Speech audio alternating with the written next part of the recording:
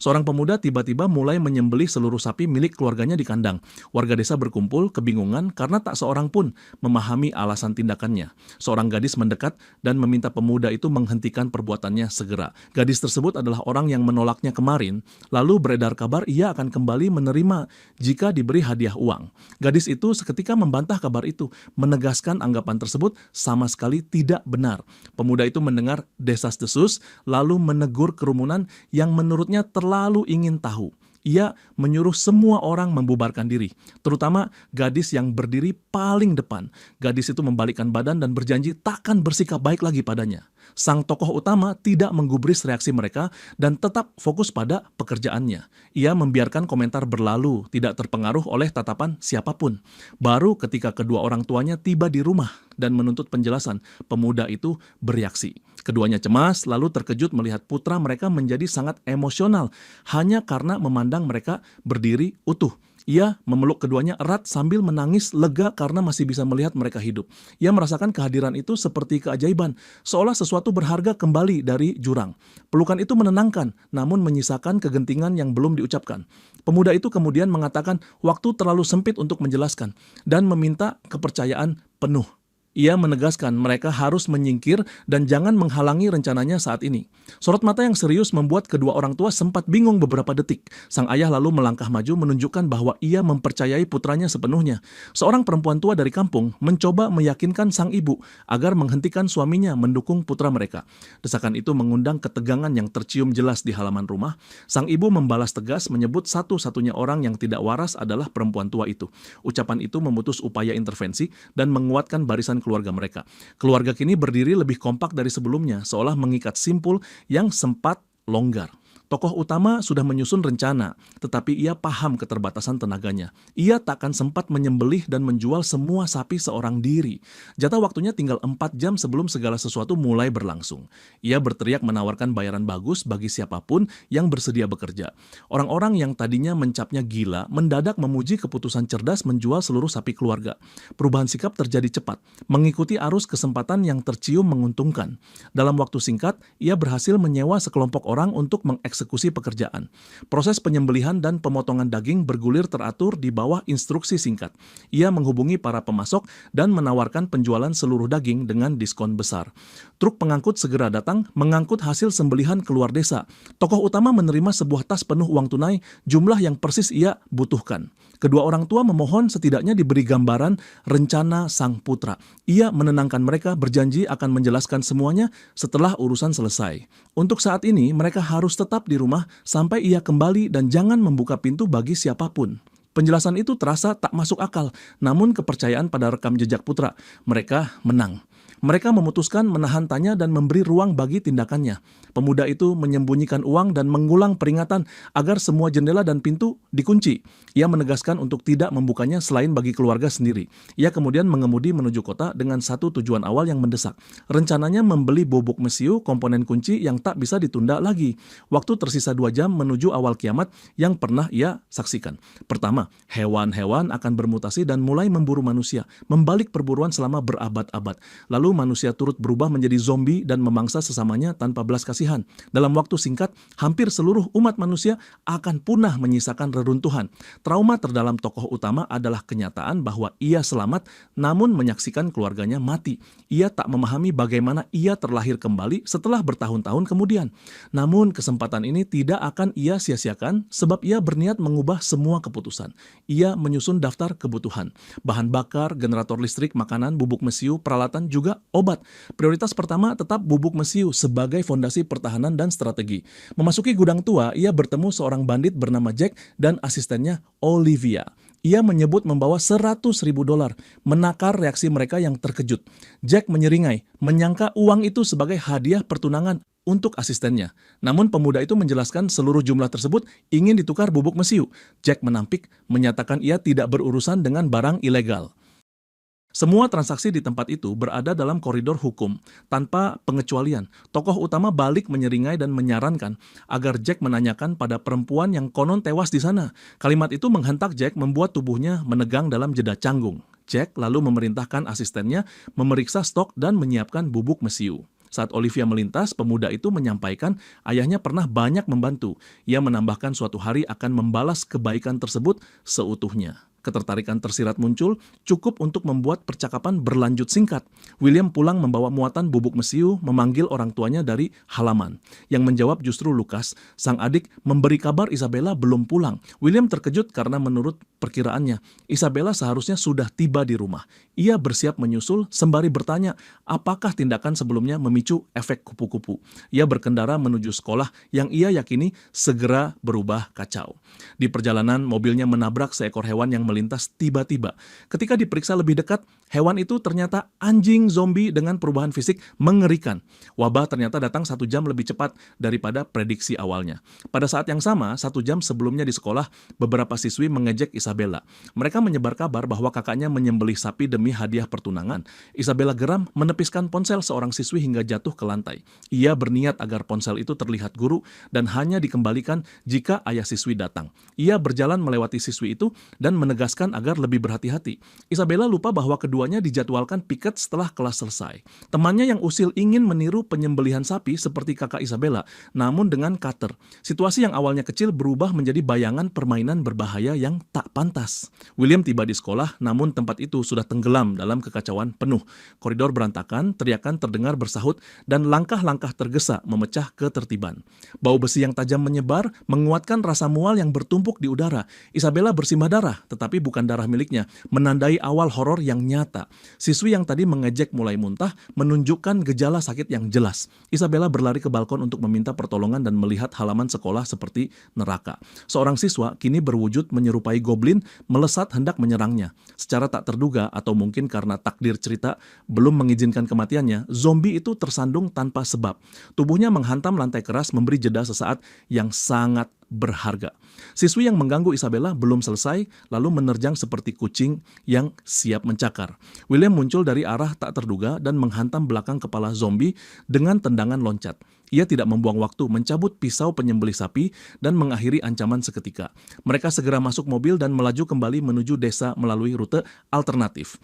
Roda mobil menghantam beberapa zombie di jalan, memaksa laju tetap konsisten. Getaran dari benturan terasa di kemudi, namun William menjaga fokusnya rapat. Di dalam mobil, Isabella berusaha bersikap seolah semuanya menyenangkan, menyamakan situasi seperti permainan. Ia menutupi ketakutan dengan tawa tipis yang tidak cukup menipu siapapun.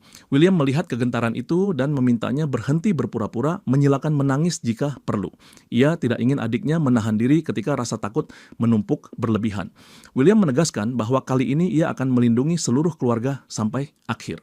Kalimat itu membuat Isabella benar-benar lega, memunculkan kebahagiaan yang jujur. Keduanya melaju menembus kota yang mulai runtuh dengan tujuan kembali ke rumah. William membawa harapan tipis dan rencana yang dirakit dari pengalaman pahit. Waktu terus bergerak, tetapi setiap detik diubahnya menjadi peluang bertahan. Ia memegang kendali, menyusun langkah agar bencana tidak mengulang kehancuran yang sama. Tekadnya menautkan masa lalu dan peluang yang datang kembali tanpa penjelasan. Ia tetap memegang kepercayaan keluarga sebagai jangkar terakhir yang menjaga kewarasan. Malam itu, desa mereka tampak sunyi, hanya lampu-lampu rumah yang menyala redup. William menyerahkan Isabella kepada orang tua, lalu menyatakan ia harus pergi lagi untuk mencari seseorang. Ia menegaskan apapun yang terjadi, rumah harus tetap dijaga tanpa celah. Isabella menenangkan ibunya, mengatakan tubuh sang kakak terasa berbeda dan lebih siap. William bergerak di atas atap-atap, melintasi genteng basah, mengikuti ingatan tentang seseorang berkekuatan besar di kehidupan lamanya. Di tempat lain di kota, seorang gadis menahan daun pintu yang dihantam kawanan zombie. 2 lelaki yang bersamanya hanya terpaku, tak berbuat apapun selain menatap kosong. Pintu akhirnya jebol dan mayat hidup berjatuhan seperti karung sampah dari ambang. Gadis itu menyadari sesuatu yang janggal karena ancaman tak mengarah kepadanya. William sudah lebih dulu menerjang dan memusnahkan mereka, menampakkan sorot mata gelap yang membuatnya tersentak. Ia membeku sesaat, dan dalam sekejap William sudah berada di sisinya. Bilahnya menebas zombie yang mencoba menggigit leher gadis itu. Tangan William menangkup pipinya, memeriksa kemungkinan luka dengan teliti dan tergesa. Tidak ada robekan kulit, tidak ada bekas gigitan, hanya wajah memerah karena malu. William menilai sikapnya jauh berbeda dari versi yang pernah ia kenal dahulu. Dua lelaki yang sejak tadi tak membantu mulai menggerutu bahwa tidak perlu membunuh apapun. Mereka terlalu bodoh untuk menyadari makhluk-makhluk tadi adalah zombie yang berbahaya. William mencoba menjelaskan bahwa menghubungi polisi tidak akan berguna pada situasi ini. Penjelasan belum selesai ketika seseorang muncul di tepi kerumunan dari arah gelap. Jack, pedagang bubuk mesiu, berusaha menggalang dukungan bahwa William sedang mengarang dongeng demi lolos. Gadis itu melangkah maju membela, menyatakan keselamatan mereka barusan adalah hasil tindakan William. William mengangguk dan menyebut nama Bea sebagai ungkapan terima kasih singkat. Ia menambahkan akan membuktikan bahwa makhluk-makhluk tadi benar zombie. Siapapun yang mau ikut akan segera melihat kebenaran tanpa menunggu lama. Tidak ada satupun yang mengangkat tangan, suasana kembali ragu dan berjarak. William menoleh kepada Jack dan menawari menengok gang gelap untuk memeriksa sesuatu. Jack menilai aneh karena William seolah mengetahui semuanya lebih dahulu dan sudah siap. Ia mengakui ketakutan sebagai orang biasa yang menghadapi pembunuh berpengalaman. Namun ia tetap berjalan membawa para pengawal untuk menjaga langkahnya. Bea memutuskan ikut karena kepala desa menghilang dan kabar itu belum juga jelas. Seorang lelaki berkacamata menyatakan ikut bergabung karena sedang mencari seseorang yang ia kenal. Rekan lelaki lainnya menyebut mereka bisa menggunakan van agar pergerakan lebih cepat. Rombongan berangkat menembus jalan yang berserak puing dan lampu lalu lintas berkedip. Mereka menemukan mobil milik kepala desa terparkir miring tak jauh dari mulut gang. Pencarian bermula dari sana, menyisir sekitar kendaraan dengan senter yang bergoyang. William menemukan jejak kaki, bercak darah, dan tanda-tanda jelas keberadaan orang yang diseret. Penelusuran membawa mereka pada celah batu yang menampakkan pintu masuk gua. William memperingatkan situasi berbahaya dan mengusulkan masuk sendirian lebih dahulu. Tuduhan baru muncul karena Jack menilai William sedang merencanakan sesuatu yang tersembunyi. William menahan marah, tetapi nada suaranya menunjukkan batas kesabaran yang menipis. Ia menyebut Jack mulai mengganggu pikirannya secara serius dan tidak produktif. Jika perlu, Jack bisa ikut masuk untuk memastikan ada tidaknya mayat di dalam. Jack mendadak mematung ketika merasakan nafas haus darah yang memancar dari William. Tanpa peringatan, seorang gadis zombie menerobos keluar dari kegelapan gua. Ia berlari melewati William dan menyerbu rombongan dengan kecepatan tak wajar. Lelaki berkacamata melonjak maju sambil memanggil nama Shin yang ia cari. Makhluk itu nyaris menutup jarak dan mengatupkan rahang ke pundaknya. William melesat seperti kilat memisahkan ancaman dan mengakhiri penderitaannya dalam satu ayunan. Lelaki berkacamata jatuh berlutut, menangis menyebut William telah membunuhnya dan menuntut balasan. William mendorongnya hingga terbaring, wajahnya tegas dan bungkam beberapa detik. Ia menjelaskan bahwa Shin atau Asen menurut sebagian sudah berubah sepenuhnya, tidak ada pilihan lain jika mereka ingin menyelamatkan yang masih hidup. Lelaki itu bangkit tertatih menyebut namanya Huang Tao, suaranya pecah antara sedih dan marah. Ia mempertanyakan kemudahan William mengucapkan keputusan seberat itu. Ia bertanya bagaimana jika keluargamu yang kubunuh di hadapanmu, apakah kau akan setenang ini? Kata-kata itu menghantam William seperti tamparan yang membangkitkan ingatan lama. Benaknya kembali pada masa lalu ketika tubuh orang-orang yang ia cintai tergeletak. Darah membasahi lantai, napas putus, dan rasa bersalah menggulung tanpa henti. Nafasnya tercekat, kemudian amarah pecah, dan otot-ototnya menegang tajam. William mencengkeram kerah Huang Tao dan mengangkatnya setinggi dada tanpa kesulitan. Sorot matanya setajam bilah, memancarkan tekad yang tak bisa ditawar. Dalam hati ia menegaskan tidak ada lagi ancaman yang melenggang setelah menyentuh keluarganya. Lengan terangkat bersama bilah yang siap memotong jarak. Suara Jack menyusup dari samping dengan tawa mengejek yang memancing bara. Jack menganggap William tidak berbeda dari para monster yang mereka lawan. Telapak tangan kuat menghantam pergelangan William dan menghentikan ayunan. Tubuhnya terhempas ke tanah seperti tersapu oleh gelombang. Sebuah suara yang familiar memerintahnya untuk siuman dan menahan diri sekarang juga. Sosok di atasnya menatap dengan wajah keras namun stabil, memperlihatkan Lukas. Lukas mengalihkan pandang ke Huang Tao yang masih tertancap duka kehilangan istrinya. Suara Lukas meninggi tanpa ragu, menegaskan semua orang melihat perubahannya. Tidak ada seorang pun menginginkan akhir seperti itu menimpa siapapun malam ini. Jika butuh pihak untuk dipersalahkan, ia menanggung sebagian beban keputusan di sini. Lukas menuntut Huang Tao segera menguasai diri karena ia adalah pemimpin desa. Orang-orang di sekitar masih membutuhkan arahan nyata meskipun lutut bergetar. Huang Tao gemetar, mengepalkan tangan, lalu akhirnya mengangguk dengan napas patah. Tegangan perlahan retak, menyisakan ruang untuk akal sehat kembali masuk. Pada saat itulah teriakan samar menggemakan permintaan tolong dari dalam gua. Suara itu terdengar seperti kepala desa yang memanggil siapa saja di luar. William mengernyit karena nada suara terlalu terkendali untuk korban yang terjebak. Kecurigaan muncul karena intonasinya terlalu manusia untuk kegelapan semacam itu. Salah satu anak buah Jack mendengus dan menyebut yang lain penakut tanpa alasan. Ia melangkah pongah masuk gua, menawarkan diri menyeret orang itu keluar. Langkahnya tidak jauh ketika bunyi sayatan basah memotong kesunyian. Tubuhnya terbelah rapi di pinggang dan darah menyembur membasahi batu. Seekor zombie grotesk menyeret bagian atas tubuh lalu melemparkannya seperti sampah.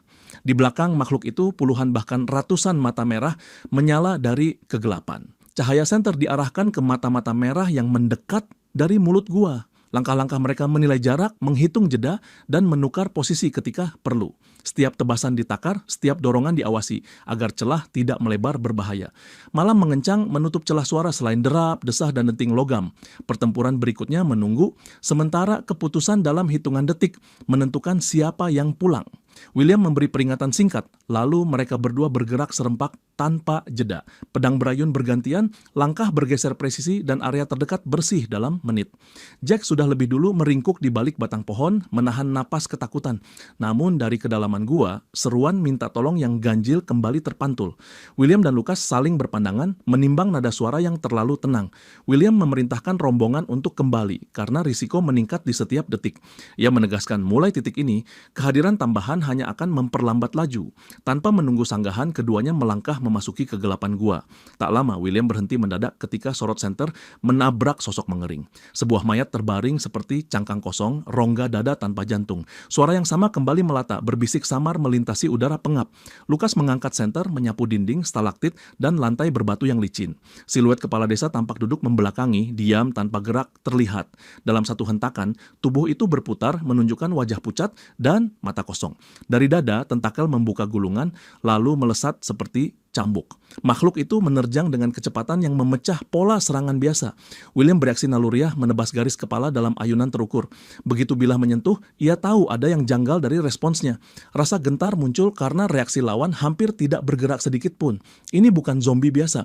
Ini varian bermutasi dengan ambang tahan yang lebih tinggi. Tentakel berikutnya menghantam, melempar William membentur dinding gua. Sorot senter Lucas memotong wajah makhluk itu dan memicu jeritan memekakkan. Rasa sakit dari cahaya mendorong tubuhnya mundur beberapa langkah liar. Keduanya memanfaatkan celah, menarik napas pendek, lalu mundur keluar mulut gua. Mereka merapat di luar, paru-paru terbakar, telapak berdebu darah dan serpihan batu. Lucas memutar badan, menatap adiknya dengan keterkejutan yang sukar disembunyikan. William mengatur napas dan mengurai kesimpulan berdasar gejala yang baru terlihat. Ia menilai ada infeksi silang antara hewan dan manusia yang menghasilkan rekombinasi. Statusnya tidak lagi sekadar undead, melainkan bentuk yang berevolusi setingkat. Ia menunjuk kembali ke arah dalam dan menyebut sosok itu kemungkinan varian tahap kedua. Kemungkinan besar, ia dulunya adalah kepala desa sebelum mutasi memutus sisa kemanusiaannya. William melirik bulan purnama yang tinggi dan terang di punggung awan. Malam ini cukup benderang sehingga makhluk-makhluk itu enggan keluar. Rasa lega tipis muncul karena cahaya memberi perlindungan yang dapat dieksploitasi. Lucas masih sulit percaya dengan analisis cepat yang terdengar seperti kuliah singkat. William mengaku terlalu banyak menonton dokumenter sebelum dunia jatuh ke jurang. Keduanya bersiap menunda konfrontasi, merencanakan kembali besok dengan perlengkapan memadai.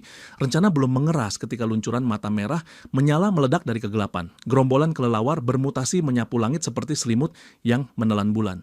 Cahaya purnama tertutup sayap, menyisakan kilau putus-putus di tepi awan. Kesempatan itu dimanfaatkan varian mutan untuk melontarkan tubuh seperti peluru. Hantaman brutal menerjang Lucas dan melemparkannya beberapa meter ke bebatuan. Satu tentakel mematahkan senter William, memutus tumpuan visual yang baru stabil. Niat makhluk terbaca jelas karena pandangan terkunci pada Lucas sebagai sasaran. William menggertakkan gigi, menarik paksa tubuh saudaranya, namun tenaga tidak sebanding. Daya dorong lawan terlalu besar untuk dilawan manusia tanpa penyangga tambahan. Rahang makhluk mendekati lengan Lucas dan ancaman tinggal hitungan jengkal. William tersengal, membeku sesaat oleh rasa tak berdaya yang meremas dada. Sebuah mobil menerobos lintasan, suara rem membelah jarak dan waktu. Bea muncul di balik kemudi tanpa keraguan sedikit pun. Ia mengarahkan mobil dan menabrak varian mutan, menghempaskannya dari posisi dominan. Celah penentu terbuka dan William tidak menyia-nyiakan momentum singkat. Ia menerjang, menyelesaikan serangan pamungkas yang memutus sisa fungsi makhluk. Saat identitas terkuak sebagai kepala desa, guncangan tampak jelas di wajah Bea. Lukas menghembuskan napas panjang, nada suaranya lelah namun tulus. Intervensi tepat waktu menyelamatkan keduanya dari batas yang nyaris tak terlewati. Ketenangan semu pecah ketika William melihat bekas gigitan jelas di lengan Lukas. Luka menggurat tegas menandai potensi penyebaran yang tidak bisa diabaikan. Lukas menahan nyeri dan menyerahkan tanggung jawab keluarga kepada adiknya. Ia mengisyaratkan pemahaman tentang konsekuensi yang tak perlu diucapkan lagi. Kata-kata itu menembus pertahanan William seperti ujung bilah yang dingin. Rasa bersalah menerjang karena keyakinan tentang kesempatan kedua seakan retak. William memburu harapan di medan yang masih basah oleh darah. Matanya tertumbuk pada kepala varian yang baru tumbang beberapa langkah. Ia menarik bilah dari tengkorak dan menghantam lagi berulang-ulang. Cipratan merah mengaburkan lengan, batu, dan mata pisau yang terus bekerja. Lukas mengira amukan itu akibat duka dan mencoba menghentikan dengan teriakan. Bea turut memanggil, menarik lengan, namun William tetap fokus. Sebuah ingatan mengunci tentang inti kristal yang terkondensasi di kepala varian tinggi. Energi virus dari level bawah terserap dan dipadatkan menjadi inti tunggal. William mengupas jalur belakang tengkorak dan menyibak jaringan yang menutupi. Kristal gelap kemerahan akhirnya tampak bersemayam di kedalaman jaringan. William berbalik menahan gemetar yang berpadu dengan harapan baru. Lukas belum menunjukkan tanda perubahan sehingga waktu masih berpihak. Ia menjelaskan inti itu berasal dari materi virus pekat dengan sumber serupa. Menelannya berpotensi memicu evolusi kebal atau justru mempercepat perubahan. Lukas nyaris tidak memandang lama sebelum menelan inti tanpa ragu. William menahan cemas memahami bahwa taruhan tersebut satu-satunya pintu. Setelahnya, Lukas berkelakar tipis tentang drama yang mungkin bisa dihindari. Ia menanyakan kapan kemungkinan efek mulai bekerja pada tubuhnya. William menjawab datar bahwa jedanya bisa mencapai 2 hari penuh. Lukas mengangguk dan menatap kembali ke mulut gua yang baru sunyi. Ia menyusun batas waktu pribadi untuk mengunci risiko pada hari kedua.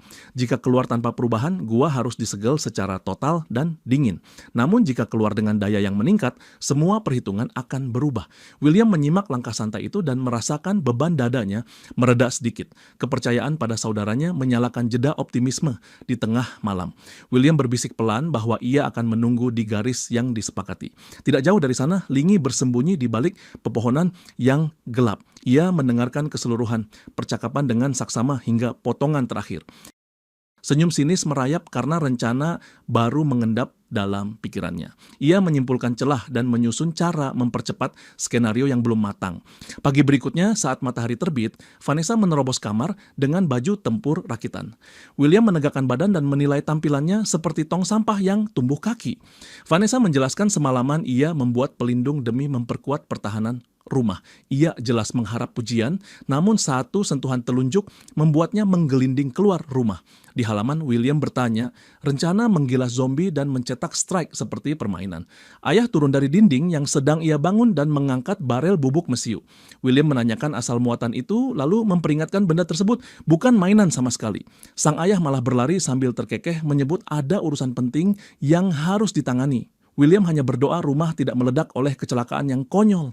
Dari tanah terdengar suara Vanessa kembali menggelinding, sementara ibu mencoba tong baru dengan antusias. Kemiripan tingkah membuat William tidak perlu tes apapun untuk memastikan hubungan. Vanessa meminta sarapan, sedang ibu mengaku sibuk melatih jurus bersih-bersih yang mematikan. Seseorang hendak menekan bel rumah ketika William membuka pintu lebih cepat. Bea berdiri di ambang, datang untuk meminta bantuan dengan wajah tegar. Ibu menghampiri, menyapa, lalu menunggu penjelasan singkat mengenai keadaan desa. Bea menerangkan komite desa sudah mengatur pertahanan dan sejauh ini berjalan baik. Namun tadi malam ia menghubungi kantor polisi kabupaten dan sejak itu tak ada kabar. William memeriksa ponsel tetapi sinyal kosong, anomali yang tidak sesuai kejadian terdahulu. Bea menilai isolasi informasi berisiko membuat mereka melewatkan bantuan yang mungkin mendekat. Ia meminta William menemaninya ke kabupaten untuk mengetahui kondisi sebenarnya. Kebisuan William memperlihatkan kekhawatiran terhadap permintaan tersebut dan konsekuensinya. Bea menunduk memahami Lukas melalui malam yang berat dan kini meminta risiko lagi. Menurutnya mencari kebenaran adalah tanggung jawab, sementara William petarung terbaik yang tersedia. Ia menambahkan William saat ini paling memahami perilaku makhluk dibanding siapapun. Ibu memotong pembicaraan lalu menyampaikan hal tak terduga yang menenangkan suasana. Ibu mengakui tanpa bantuan kemarin, putranya mungkin tidak kembali ke rumah. Bea mengangkat kepala terkejut oleh pengakuan yang yang tulus dan hangat. Ibu mempersilakan keduanya masuk, lalu merogoh rak kayu tua tanpa menoleh. Ia menegaskan tugas orang tua melindungi, bukan mengurung atau menahan langkah. Sebilah-bilah panjang dikeluarkan dari rak dan diserahkan kepada William. Mereka berangkat bersama, sementara obrolan ringan antara dua perempuan mengisi tangga depan. William tetap diam, menakar rute dan kemungkinan hambatan yang tak terduga. Dari ambang, ibu menatap punggung keduanya dengan senyum yang pelan. Ia bergumam bahwa keduanya tampak serasi dan masa depan terasa mungkin. Sementara itu, jauh di dalam gua, Lukas menunggu respons inti zombie yang baru ditelan. Langkah-langkah mendekat terdengar samar dan menyerupai ritme seorang yang dikenal. Mengira William datang, Lukas memperingatkan agar tidak mendekat ke posisi rawan. Ada cairan hangat merayap melewati sepatu, menimbulkan kening yang segera mengernyit. Sebuah uji singkat di ujung jari menguatkan dugaan tentang bau yang menyengat. Aroma bensin memotong udara batuan basah, menyiratkan rekayasa yang bukan kebetulan. Kilatan api menyala di mulut gua dan suara ledakan merobek keheningan. Pada saat yang sama, William dan Bea melaju ke arah kabupaten. Bea duduk di kursi penumpang, menatap keluar jendela sambil bersenandung sumbang. Pandangan singkat William menilai nada yang meleset, tetapi keteguhan tetap terbaca. Rasa takut tampak jelas, namun langkahnya tidak berhenti di tengah jalan. Ia memilih bergerak meski variabel baru terus mengubah peta risiko. William menyadari memori kehidupan lampau tak lagi bisa menjadi tumpuan penuh. Terlalu banyak deviasi, sementara intuisi Bea terhadap makhluk memberi nilai penting. Tanpa pengantar panjang, William menyarankan Bea bermalam di rumah demi keselamatan. Bea membeku sesaat, pipi memerah, lalu mempertanyakan alasan dengan suara yang mengecil. William tetap mengurutkan strategi, menempatkan keselamatan di atas penjelasan yang sulit dipercaya. Ia tidak membongkar prediksi mengenai daya yang mungkin muncul di masa depan. Penjelasan terlalu dini berpotensi mengaburkan fokus dan memecah konsentrasi. Ia menyatakan kebutuhan menjaga Bea tetap aman karena kehilangan bukan pilihan.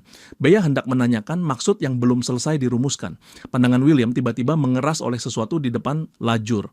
Runtuhan tanah menutup jalan dan membuat rute kabupaten terputus total.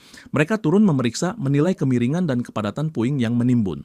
Kesimpulan cepat menunjukkan akses mustahil ditembus dengan peralatan yang mereka bawa. William menahan komentar, tetapi ketegangan naik karena rute ini dulu normal. Perubahan bukan hanya waktu, melainkan jalur yang kini menyimpang jauh. Jika jalur utama benar-benar tertutup, logistik berikutnya menghadapi ancaman serius. Rantai suplai akan terhambat dan opsi rotasi akan menyempit drastis. William menarik napas panjang, menilai ulang urutan prioritas yang harus diubah. Keputusan diambil untuk kembali ke desa dan menyiapkan rencana cadangan. Dalam perjalanan pulang, William menenangkan Bea dengan keyakinan bahwa solusi akan muncul. Persediaan masih cukup, tetapi sinyal hilang dan jalur keluar tertutup rapat. Rasa terkepung menjalar perlahan membuat setiap kilometer terasa lebih panjang. Tiba-tiba mobil berguncang keras dan melayang ke bibir jembatan. William menekan rem, memegang kemudi sekuat mungkin hingga ban berdecit. Kendaraan berhenti hanya beberapa inci dari jurang yang menganga. Mereka melompat keluar dan menelusuri penyebab selip yang nyaris fatal. Bea menunjuk lembaran logam dengan deretan paku yang memantulkan cahaya. William memperingatkannya untuk tidak mendekat karena jebakan itu jelas sengaja diletakkan. Suara mengejek terdengar dari atas pagar jembatan yang berkarat. Jack berjongkok di sana, memutar pistol di jarinya sambil tersenyum sinis. William menatap datar ketika Jack menuduhnya menyingkirkan separuh anak buah semalam. Jack melompat turun dan berjalan mendekat dengan langkah yang dibuat percaya diri. William tetap tenang, menyarankan jika ingin balas dendam, lawanlah zombie, bukan sesama manusia. Jack mengabaikan, terus mengejek dan menuduh William hanya berpura-pura berani. Urat tegang muncul ketika ejekan itu menembus ambang sabar. Jack mengancam akan membunuh, sementara tangan William sudah bertumpu di gagang bilah. Ketegangan memuncak dalam jarak napas yang saling menekan. Tiba-tiba Jack menodongkan pistol dan menembak Bea tanpa peringatan. Tubuh Bea ambruk, darah menyebar di bajunya seperti noda yang cepat menjalar. William membeku sepersekian detik, lalu meneriakkan nama Jack dengan amarah mentah. Jack tertawa menyatakan rasa sakit itu memang tujuan untuk menghancurkan fokus William. Ia menambah hinaan tentang keberanian William terhadap saudara yang tergigit semalam. Jack juga membual bahwa dialah yang meledakkan seluruh tambang semalam. Kata-kata itu menyambar William seperti kilat yang memecah awan. Matanya memerah, teriakan keluar, dan bilah tercabut dalam satu gerak. Jack menyeringai dan mengangkat pistol, bersiap menarik pelatuk lagi. Sebelum tembakan kedua terjadi, bayangan gelap menerkam dari pepohonan. Seekor serigala zombie tingkat 2 menggigit lengan Jack dan mencabiknya mentah. Jack jatuh menjerit, sementara William terpaku oleh serangan mendadak itu. Di desa, Isabella duduk di atap, mengayun kaki menunggu tanpa kepastian. Ia bertanya-tanya kenapa kakak kedua dan Luna belum juga kembali ke rumah. Ketukan keras menggema dari gerbang yang diganjal papan dan besi. Suara memanggil menanyakan keberadaan William dengan nada tergesa. Isabella mencondongkan tubuh dan mengenali Huang Tao serta Paman Neo di bawah. Ia menjawab William tidak ada di rumah lalu menanyakan situasi sebenarnya. Huang Tao menunjuk punggung bukit yang jauh, menyuruhnya memperhatikan lereng gelap. Isabella menyalakan senter ponsel dan mengarahkan cahaya ke sisi bukit. Wajahnya seketika memucat ketika permukaan bergerak seperti lautan kulit mati. Gelombang zombie menuai lereng turun rapat menuju desa seperti dinding hitam. Kembali di jembatan, Jack tergeletak dalam genangan darah yang makin luas. Nafasnya tersengal, mempertanyakan apakah benar akhir datang seburuk ini. Serigala zombie menoleh menatap William dengan mata merah yang haus. Insting William menilai kunci bahaya telah terkunci padanya. Auman tajam memecah udara, lalu makhluk itu menerjang seperti panah. William menggeser langkah sepresisi latihan lama dan menebas dada penyerang. Darah menyembur, serigala jatuh dan melolong, tetapi ancaman belum runtuh. Senja memberi jeda karena kekuatan makhluk belum pulih sepenuhnya. William tahu ketika malam turun, peluang bertahan akan menipis drastis. Suara lolongan beruntun pecah dari hutan yang makin menggelap. Dada William menegang karena pola suara menunjukkan skala gerombolan penuh. Di tepi pepohonan, arus undead tumpah keluar tanpa tepi terlihat. Kepala desa seharusnya penyebab, tetapi tadi telah tumbang di dekat gua. Pertanyaan muncul apakah kelelawar bermutasi menyebar lebih luas sebagai sumber.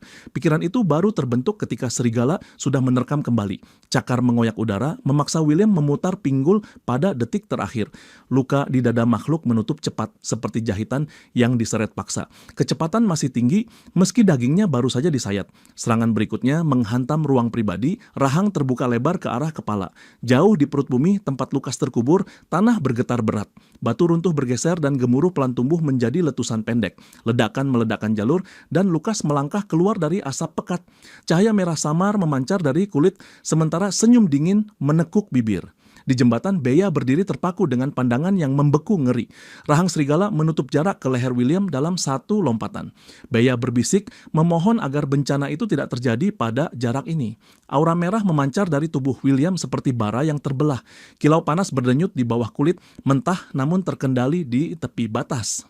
Dalam hembusan pendek, pukulan menghantam rahang serigala dari bawah. Tulang berderak, makhluk itu terpental dan memuntahkan darah dari moncong.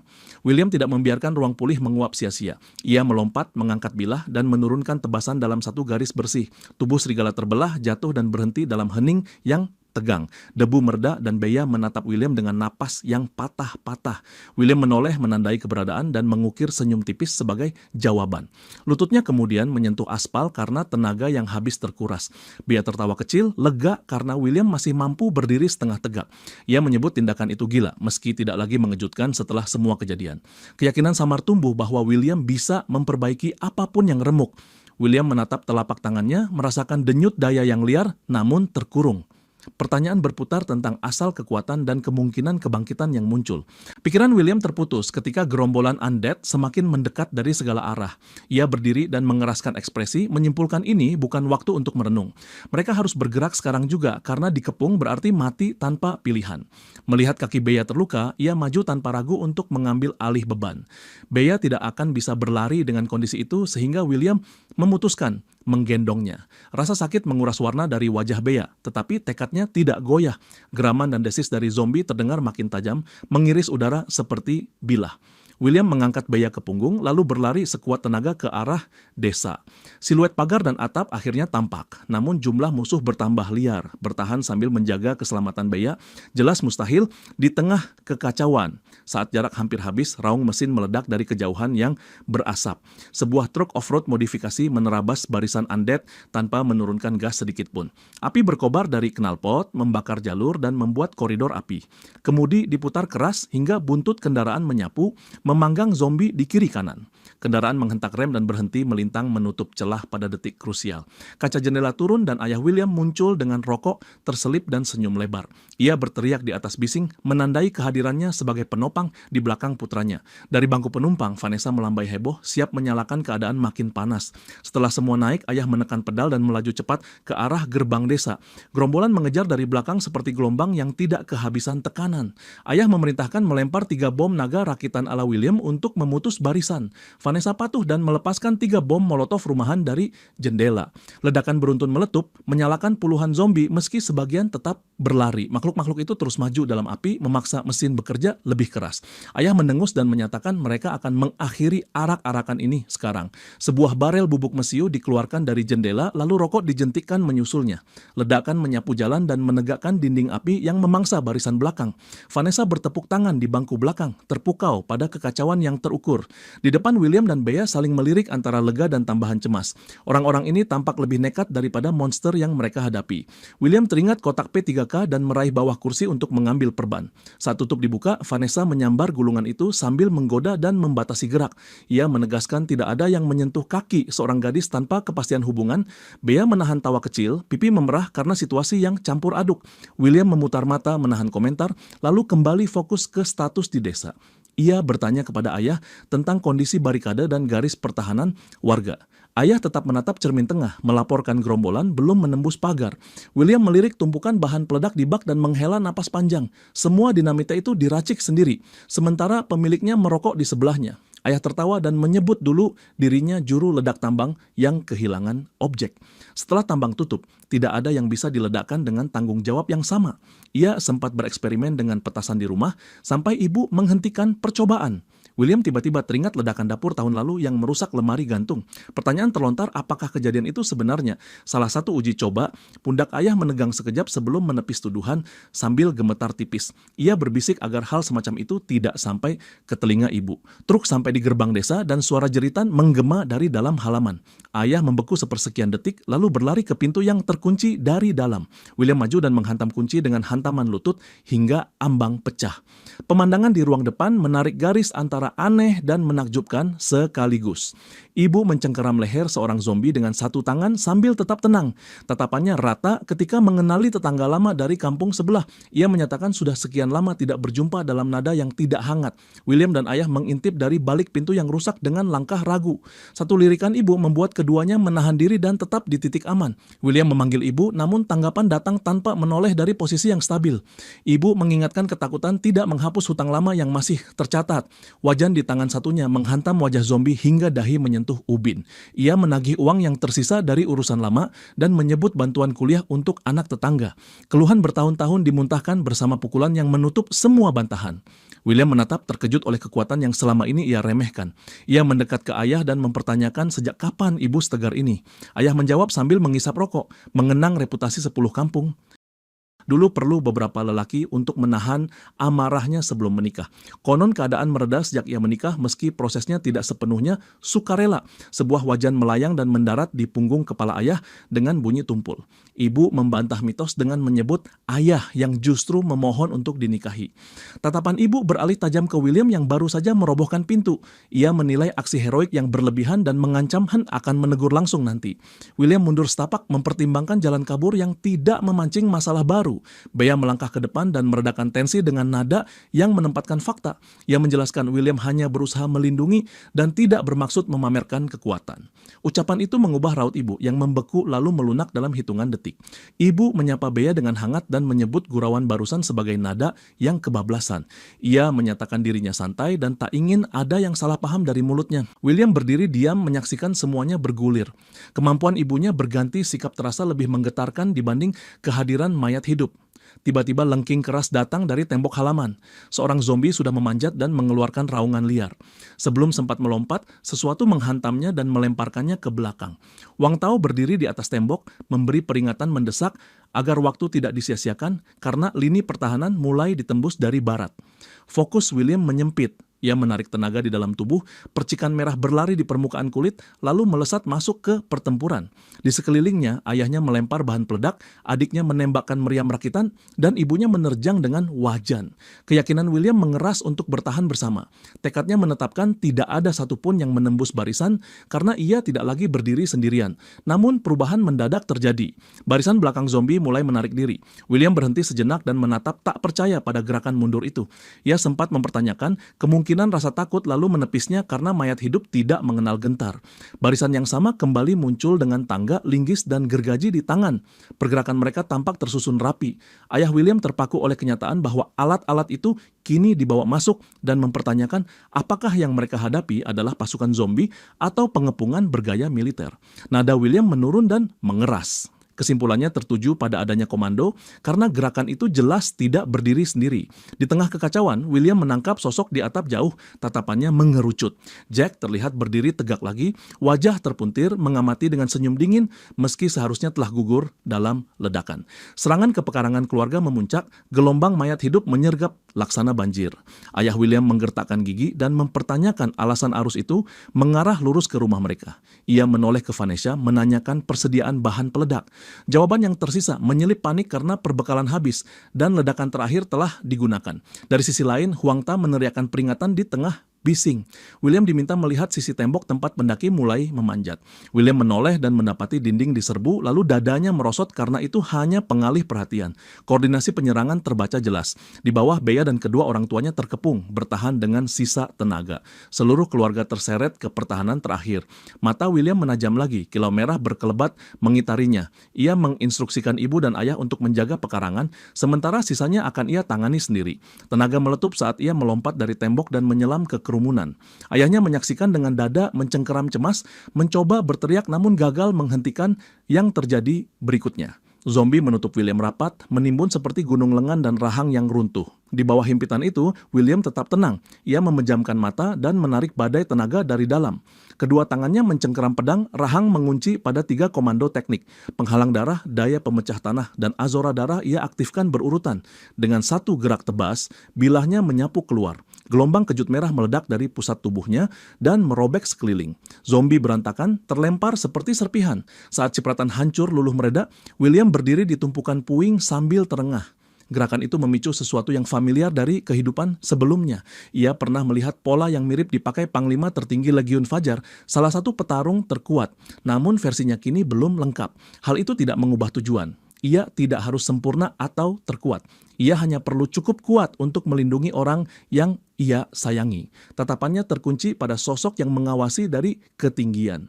Barisan zombie tidak berarti dibanding dalang di baliknya. Untuk mengakhiri, kepala komando harus diputus. Gelombang lain berlari menyerbu dan William menyeringai dengan mata merah menyala terang.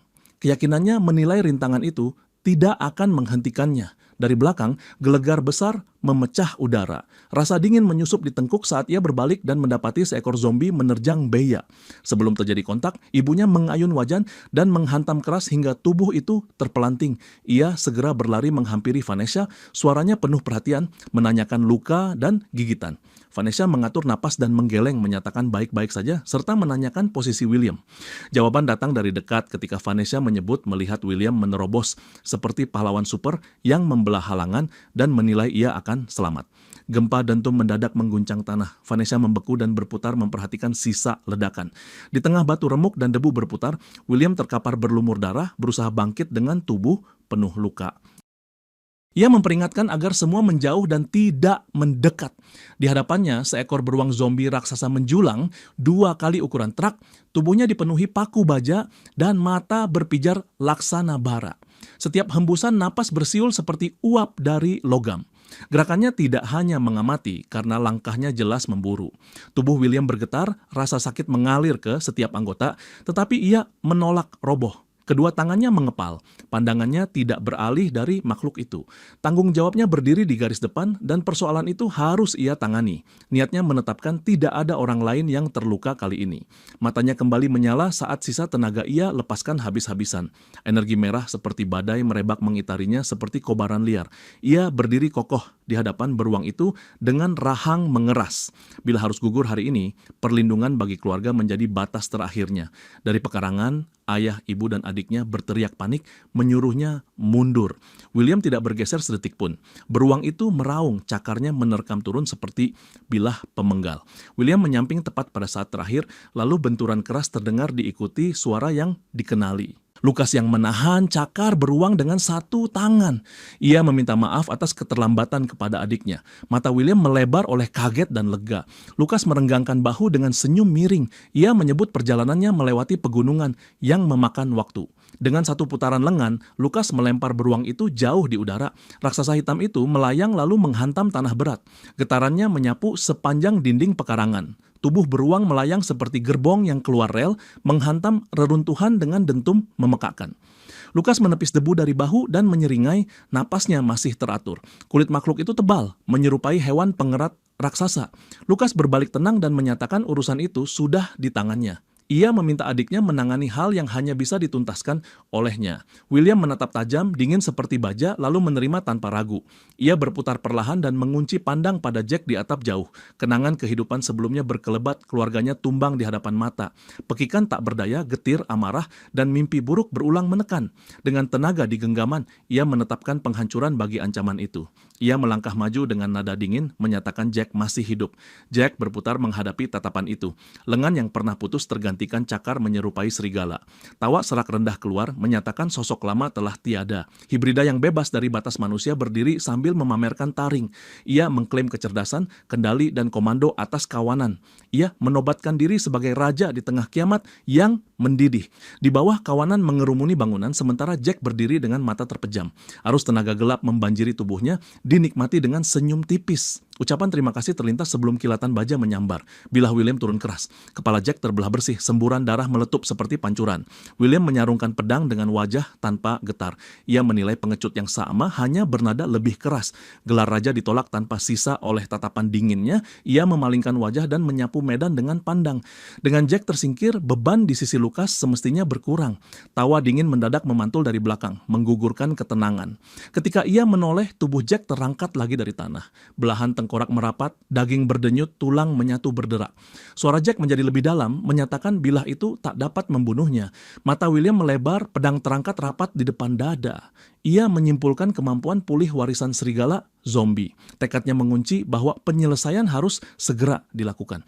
Bayang itu sudah berbisik di telinga, mengajak dan meracuni. Ajakan bergabung menggema dengan mayat hidup sebagai pelayan dan yang hidup menjadi santapan. Kemanusiaan disebut akan bertekuk lutut sebagai ternak di bawah kendali. Ia menunjuk kawanan yang meluap, membual tentang garis darah yang disingkirkan. Di bawah arus zombie mencapai dinding dan menekan ke halaman. Orang tua William berhenti sejenak di tengah tembakan untuk mengatur ulang. Dari samping, Paman Neo berteriak bahwa sisi barat runtuh. Ayah William terengah dan meminta waktu sedikit lagi untuk Xiao dan William. Dentuman besar memotong napasnya saat bangkai beruang jatuh di samping. Tanah dan darah terpental menyelimuti batu. Dari balik dinding, suara Lukas terdengar usil, memuji ketahanan lawan. Ia mengusulkan bangkai dipakai menutup celah dinding. Ayah William menoleh cepat, lega sekaligus tegang, menanyakan keadaan kakak. Lukas menilai tekanan kawanan menutup semua celah, rahang mengeras. Ia tetap menegaskan keyakinan pada potensi adiknya, penyelesaian akan dituntaskan. Pada saat itu, Jack kembali menghantam William dan melemparkannya jauh. Debu meledak di sekeliling. William terbaring dengan darah menetes dari bibir dan tubuh remuk pukul. Jack menapak turun, berjongkok di atas runtuhan dengan senyum jahat. Ia menawarkan pemaafan jika lutut ditundukkan di hadapan rajanya. Kilatan merah memotong kalimat sebelum sempat tuntas. William menerjang bilahnya membelah dada Jack dan melemparkannya menembus 3 dinding batu. Debu berputar ketika William berdiri tegak dengan tatap setajam bilah. Ia menegaskan manusia tidak berjalan berdampingan dengan binatang. Lebih-lebih yang menampakkan taring pada keluarga di tengah pekarangan. Ia melangkah menuju sosok remuk dengan pedang masih menetes darah. Hanya satu hal tersisa, yaitu menghabisi Jack tanpa menunda. Luka di dada Jack menutup hampir seketika. Ia berdiri tegak, menjilat darah William di ujung cakar dengan senyum dingin. Vonisnya berbalik menyatakan kematian untuk William. Dalam sekejap ia menerkam cakar turun seperti gilotin yang jatuh. William nyaris sempat mengangkat bilah, denting menyala memercik di titik benturan. Kecepatan dan kekuatan Jack melampaui batas, menekan tanpa selak. Rasa perih menyengat mengoyak lengan, menembus penghalang darah. William menendang mundur dan mendarat beberapa langkah jauh, napas memberat. Tatapannya jatuh ke luka yang menganga, perisai azora darahnya mulai runtuh. Di seberang, Jack menjilat cakar dan menyeringai puas. Tenaga William tergerus, pandangannya mengabur tipis. Ia menggenggam gagang pedang lebih erat, menyisakan satu tebasan penutup. Jack sudah muncul di depan dengan senyum bengis dan mata merah menyala. Irisan melintang menghantam dadanya, dalam dan brutal. Darah meledak dan membasahi tanah di kakinya. Pada saat yang sama, tangan William merogoh jatuh ke dalam mantel. Dengan sisa kemauan terakhir, ia melempar peledak rakitan tepat ke wajah Jack. Ia menghadiahkan kejutan itu tanpa menoleh ke belakang. Lidah api meledak dan menelan kawasan, menciptakan neraka menyala. Dari balik kobaran, suara Jack menggema dingin dan mengejek meremehkan bom Molotov. Saat asap menipis, Jack melangkah keluar tanpa gores, sementara William sudah lenyap dari pandang. Jack mengerjap lalu bergumam bahwa lawannya lari, kemudian tertawa panjang. Ia mengendus udara dan menyebut bau darah menyala, seperti suar di kegelapan. Senyumannya lenyap, sorot matanya membeku, ancamannya mengeras. Ia bertekad menemukan William, lalu mencabiknya sepotong demi sepotong. Di tempat lain, William terhuyung masuk minimarket gelap, lalu ambruk. Napasnya memburu, tangannya menekan luka, keringat dan darah menyatu. Cengkeraman pada pedang tidak lepas, punggungnya menempel pada rak dingin. Tatapannya terpaku pada lengan koyak. Perdarahan berhenti, belum pulih penuh. Keterkejutan singkat muncul karena azora darah memberi pulih terbatas. Kelegaan putus karena energinya hampir habis. Tersisa satu gerak terakhir. Di luar pompa bensin, langkah menjejak lalu suara Jack menggelegar kejam. Ia menyindir pilihan tempat yang nirmutu, menyebut peti mati pilihan orang kampung. Cakarnya menyeret body fan berkarat, percikan berloncatan, logam melolong panjang. Langkahnya melambat, suaranya menurun rendah dan terukur seperti pemangsa. Pertanyaan tentang serigala berburu meski tidak lapar dilontarkan dingin, ia menyebut kenikmatan memandangi pujian berubah ngeri, harapan dihancurkan. Setelah segala siasat gagal, bumbu terhalus hadir pada momen runtuh. Dengan senyum menyimpang, ia menendang mobil hingga terbalik. Dentang logam memekakkan menutup kalimatnya. Tatapannya jatuh pada jejak darah yang mengarah ke kawat tipis. Kawat itu berkilau basah oleh bensin. Sebotol Molotov menggantung di atasnya. Jack mendengus, menilai umpan itu terlalu sederhana untuk menjebaknya. Cakar terangkat perlahan, mata menyipit, barisan napas disetel tenang. Ia menyimpulkan aroma darah terkuat justru datang dari atas. Dalam satu lompatan, cakarnya merobek atap dan menggulung langit-langit. Rangka runtuh dan serpihan berhamburan. Sebuah jaket berlumur darah jatuh di kakinya. Jack meraih jaket itu dengan dahi berkerut. Kebingungan belum surut. Bayangan memancar dari sudut gelap tepat di depannya. Gerakannya mulus. Segenggam bubuk menghantam wajah Jack sebelum ia sempat bereaksi. Jeritan meledak saat kedua mata Jack terbakar, tangannya mencengkeram wajah. William melangkah maju, nada tenang dan dingin menyebut bubuk itu garam. Ia menegaskan penciuman lawan tumpul dan penglihatan terganggu seketika. Warisan serigala datang bersama kelemahan paling besar di hidung. Kepekaan berlebih membuat garam menjadi siksaan mutlak. Tatapannya mengunci Jack yang menggeliat, menyebut kelengahan setelah perangkap terbaca. Gelar raja tidak mengubah kenyataan tentang kesombongan yang membutakan. Energi darah membuncah di lengan William dan menyelubungi bilah merah. Azora darah pembelah dunia menghunjam turun. Dentum mengguncang saat Jack dibanting dan tanah terbelah. Asap menutup pandang hingga kawah tersingkap. William berdiri di bibir kawah dan menilai napas lawan. Jack tergeletak, berdarah dan megap, namun masih menggeram menyebut dirinya raja. Cairan kemudian menggenang di sekelilingnya, kental dan menyengat bau bensin. Mata melebar, panik menggantikan amarah liar barusan. Suara William memotong ketegangan dengan ketenangan dingin. Bom kecil tidak cukup, maka tangki bawah tanah diuji meledakkan monster. Nada suaranya tidak meninggi, tanpa marah dan tanpa gentar, hanya penutup. Pompa bensin ini menjadi peti mati, salam perpisahan diucapkan singkat. Jauh di desa, ledakan dahsyat mengguncang cakrawala.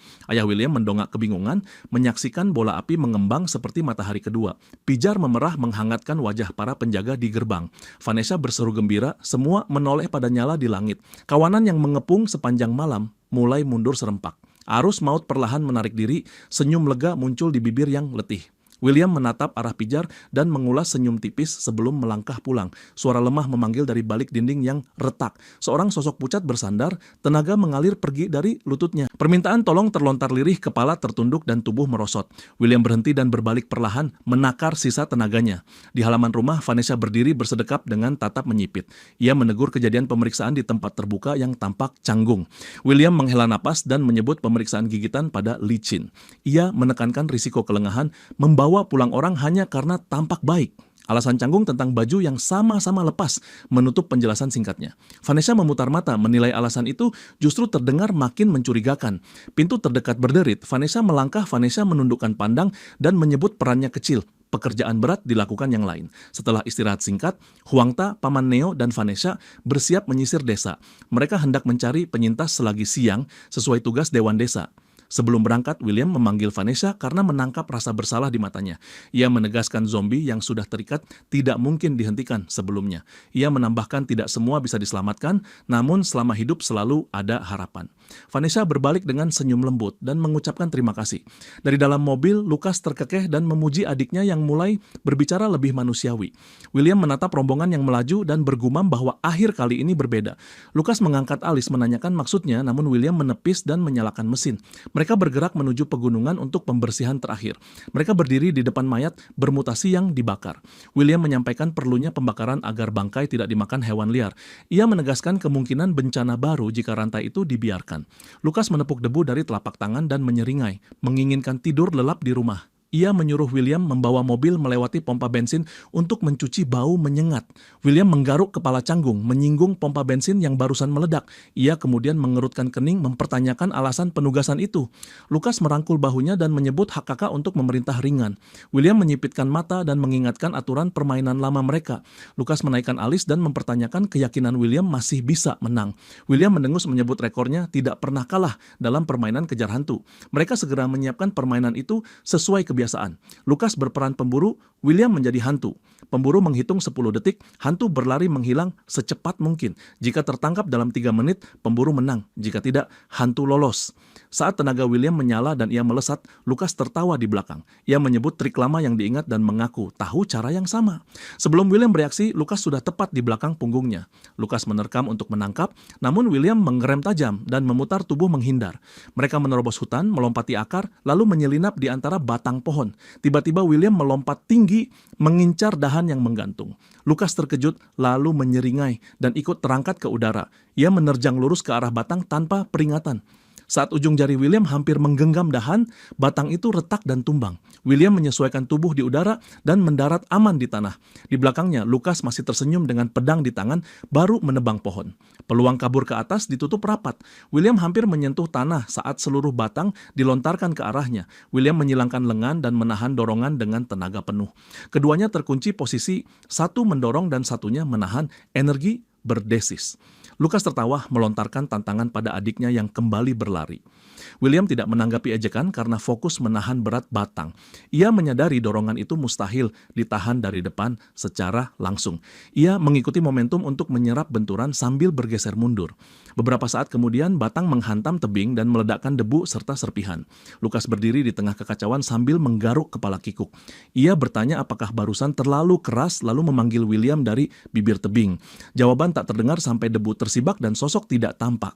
Sebuah kerikil memantul mengenai kepalanya dari atas. Suara William turun dari ketinggian menyatakan waktu habis dan hantu menang. Lukas mendongak dan menuding adiknya yang licik. William melompat turun ringan sambil tersenyum lebar. Ia menjelaskan saat bersandar ke tebing, banyak hal tentang tenaga terbaca. Lukas mengangguk menyebut sumber tenaganya dari penyerapan inti zombie, kemudian bertanya balik. William mengiyakan secara umum lalu menambahkan perbedaan kemampuannya. Ia menyebut dapat menautkan diri sementara pada kemampuan orang lain. Lukas terbelalak memastikan maksud penyalinan bukan kebetulan. William mengangguk dan memaparkan garis besar kemampuan sang kakak. Pelindung darah meningkatkan kekuatan, kecepatan, dan pertahanan dengan aura merah menahan serangan fisik. Dari adu coba barusan, replikasi yang mungkin sekitar 70%. Lukas mengangkat alis karena hasil itu masih membuatnya kalah. William menambahkan kemampuan pembacaan yang cukup rinci atas kemampuan lawan. Lukas menyela membayangkan bilah angka seperti antarmuka yang menertawakan. William menyebutnya naluri yang membisikkan angka kekuatan seseorang. Jika rata-rata orang dewasa bernilai 20, kekuatan serta kelincahan Lukas sekitar 90. Ketahanannya mungkin mendekati 95 berdasarkan benturan tadi. Lukas menyeringai dan melirik bagian kecerdasan pada penilaian itu. William menahan senyum, menyebut nilainya mendekati 0 dalam penalaran. Ia menambahkan bergumul dengan batang pohon terlihat menyakitkan untuk disaksikan. Lukas merangkul bahunya sambil mendengus mengancam ringan, lalu teringat sesuatu. Ia menyebut inti kristal beruang zombie tersimpan di laci kamar William. Ia menilai kristal itu mungkin berguna kelak pada saat genting. Percakapan kakak beradik itu tanpa sadar didengar sosok tersembunyi di balik pepohonan. Larut malam ketika William tertidur, bayangan menyelinap dia memasuki kamar. Vanessa menemukan inti kristal di laci dan matanya berkilat antusias. Ia terkekeh pelan seolah akhirnya menggenggam kekuatan yang diincar.